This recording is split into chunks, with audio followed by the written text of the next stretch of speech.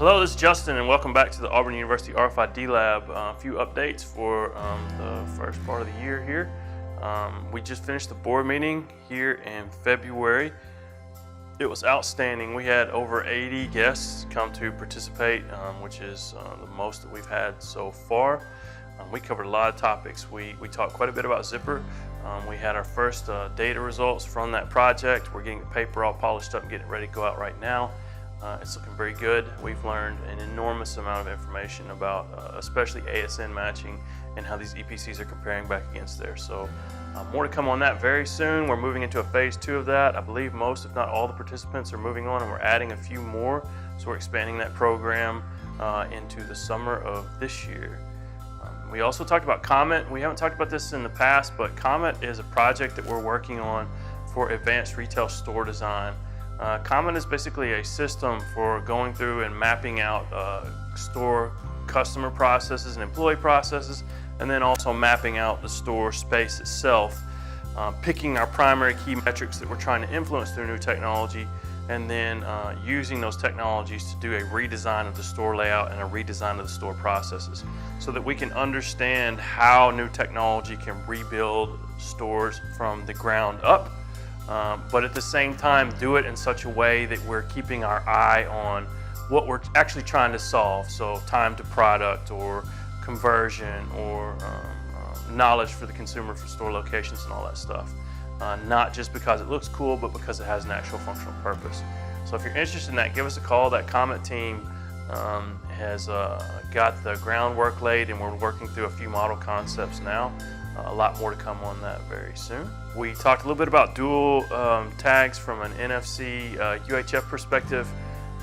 There is a bigger push recently on several fronts in retail and non-retail for the ability to interact with tags directly from a consumer's cell phone or from a person's cell phone, whether it's where we're trying to check the maintenance record on a part, or whether it's something that we're trying to find more information, anti-counterfeiting, authenticity, all of that good stuff.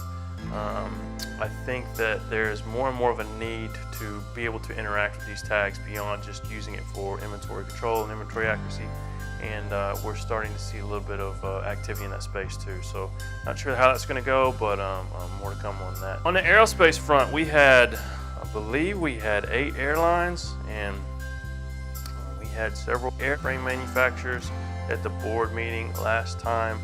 We're getting some good, strong industry consensus on several fronts, but some flyable parts, the cabin compliance. They talked a little bit about baggage tracking. We're getting the airports engaged directly as well. Pretty much everything is expanding on that aviation front. A lot more to come on that in the next year or two, but it's heated up, and it's great because we now have a whole second industry that is on its own beyond retail that's supporting a lot of RFID growth, which is good.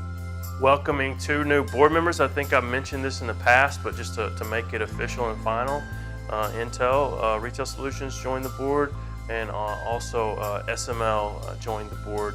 We welcome both of them. They add a lot of knowledge and depth to the board from a solution provider's perspective, and we look forward to working with them on many projects in the future. Blockchain has been a constant presence in the news and a constant topic of conversation among everyone in new technology these days. And we've had a lot of conversations about it here at the lab too. We approached it more from the idea of a tool to solve a problem. The problem being that we are dealing with a lot of serialized data for items that are floating around in supply chain and in stores and other places. Blockchain looks like an excellent tool to be able to potentially move some of that information back and forth. We had a meeting with several different end users, multiple retailers and packaged product carriers. I think that we have a strong list. They have identified about 20 different research subject areas that they would like us to look at. We're prioritizing that now.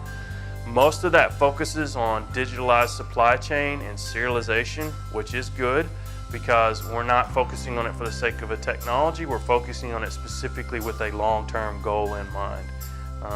We are moving to a point very rapidly where we're going to be tracking items by serial number rather than by quantity, and any technologies, blockchain included, that we can use to transition that information is of high value. So data exchange and digitalized product and digital supply chain is a big deal. The Executive in Residence program, we kicked off the Executive in Residence program towards the end of last year. Executive in Residence, just to kind of clarify, the idea is there's a lot of people that we've worked with for many years in this industry. We've collected a lot of friends over the past 13 years.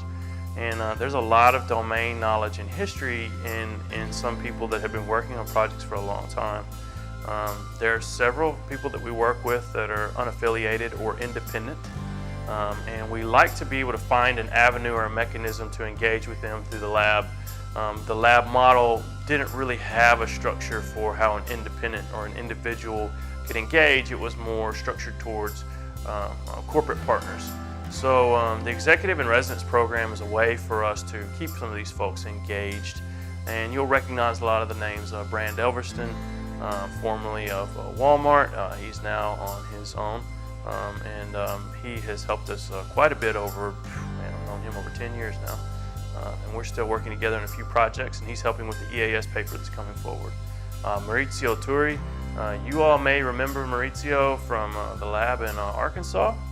He went out and worked in some of the healthcare space with new technology. He has a wealth of knowledge on sensor tags and other things.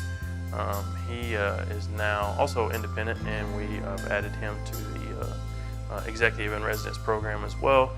Again, that's another probably 10-year partnership, so I'm glad to have him.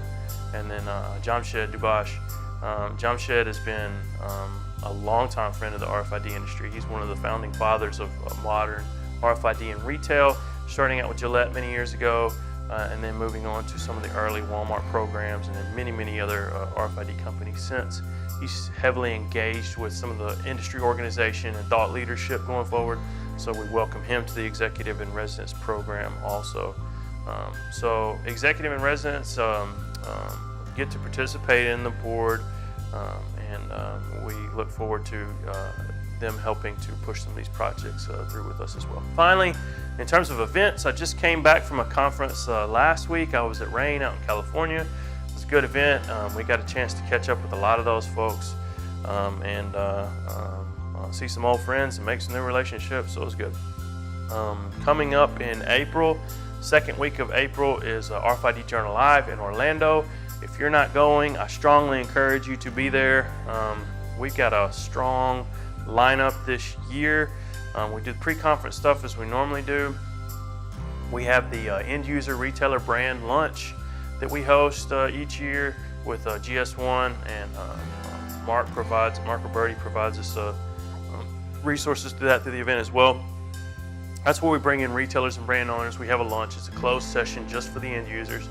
We typically have about 50 participants, and they talk about everything, and that's a chance for us to get the international folks together, which is also excellent. I have a presentation on the Zipper project where I'm going to be showing some results from there. It's going to be a lot more than what we talked about on webinars and stuff in the past, so that will be good.